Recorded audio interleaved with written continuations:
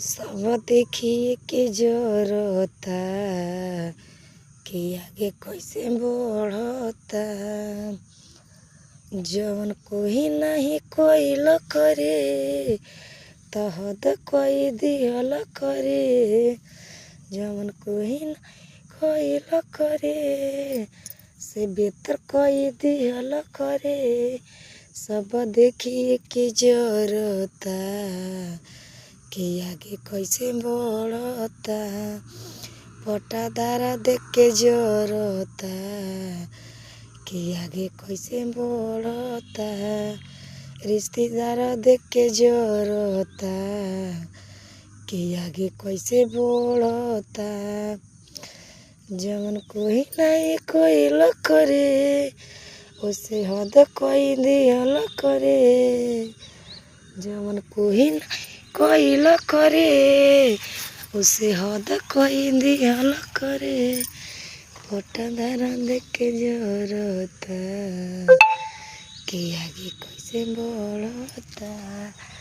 रिश्तेदार देख के जरता कि आगे कैसे बढ़ता।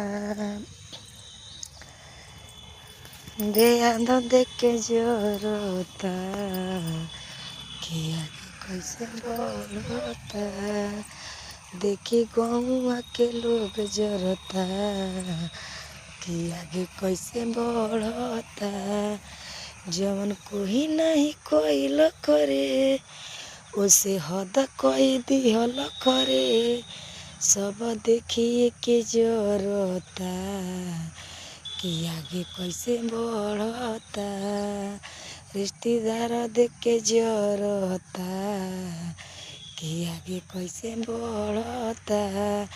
पटीदार देख के जरता कि आगे कैसे बढ़ता।